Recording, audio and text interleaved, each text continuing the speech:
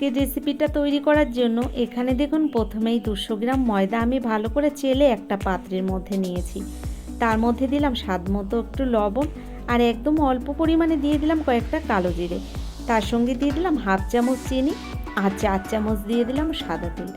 এবার হাত দিয়ে ভালো করে ময়দাটায় ময়মটা আমি মেখে নিচ্ছি। দেখুন কিছুক্ষণ টাইম ধরে হাত দিয়ে এভাবে ময়মটা আমি মেখে নিয়েছি। তো আপনারা দেখে বুঝতে পারবেন ময়ামটা বেশ ভালো মাখা হয়ে গেছে। এবার এর মধ্যে আমি দিয়ে দেব অল্প অল্প করে জল দিয়ে বেশ একটা ডো মেখে নেব আমি। দেখুন আমি অল্প অল্প করে জল দিয়ে ময়দাটাকে। নমস্কার বন্ধুরা, আশা করছি হয়তো সকলেই ভালো আছেন।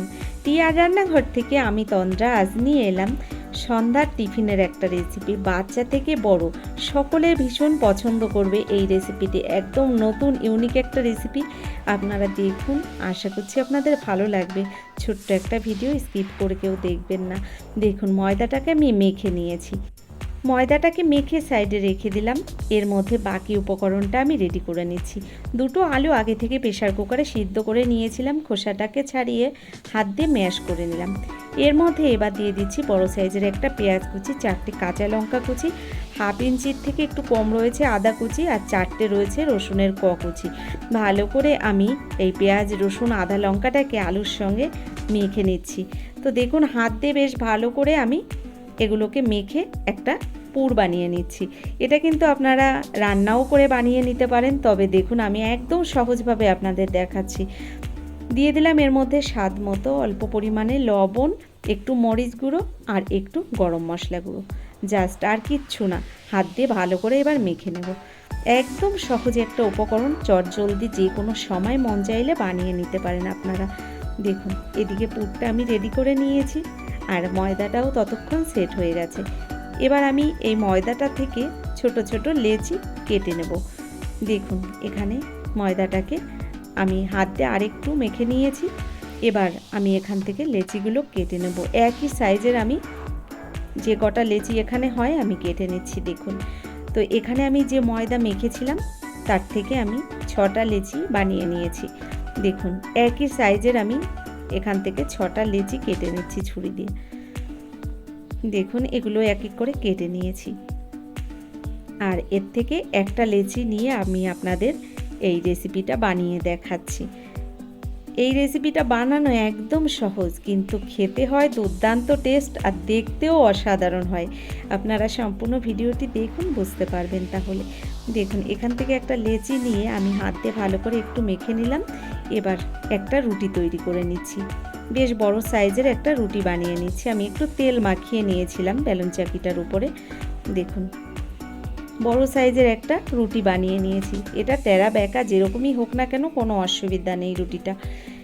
এর এক সাইডে দেখুন আমি পুরটা দিয়ে দিলাম আর ছুরি দিয়ে দেখুন এরকম লম্বা লম্বা শেপে একটু কেটে দিচ্ছি রুটিটা।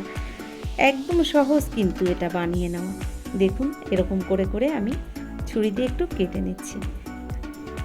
তো একইভাবে দেখুন আমি সাইডগুলো সব কেটে নিয়েছি। আর এখানে নিয়েছি দেখুন একটা চিজটা আমি দেখুন একটু গ্রেটারে গ্রেট করে দিচ্ছি এই আলুর পুরের উপরে।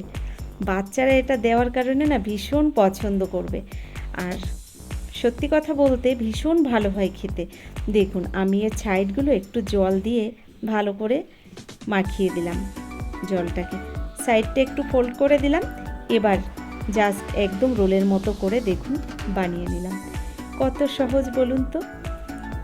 আর এদিকে এবার একটু গোল করে দেখুন আমি আটকে দিলাম। দেখুন কত তাড়াতাড়ি এটা তৈরি করে নিলাম, কিন্তু দেখতে অসাধারণ হয়েছিল। একইভাবে আমি আরেকটা আপনাদের বানিয়ে দেখাচ্ছি। দেখুন একটা বানানো হয়ে গেছে, এখানে আমি আরেকটা রেডি করে আপনাদের দেখাচ্ছি। আমি সবগুলো নাস্তা বানানো আপনাদের দেখালেও অনেক বড় হয়ে যাবে ভিডিওটা, তাই দেখুন আমি ছোট করে স্কিপ করে করে দেখাচ্ছি। তো একইভাবে দেখুন আমি পুরটা দিয়ে দিলাম রুটিটার উপরে আর ছুরিতে একটু কেটে নিলাম সাইডগুলো।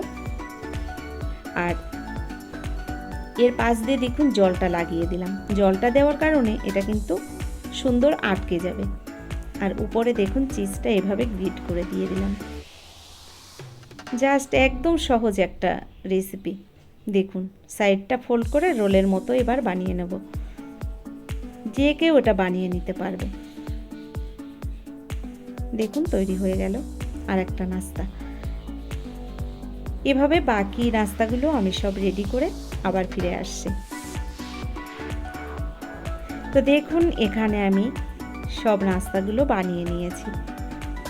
দেখতে কি দারুণ হয়েছে, আপনাদের কি বলবো, ক্যামেরায় আপনারা কতটা বুঝতে পারছেন জানি না, খুবই সুন্দর দেখতে হয়েছিল এটা।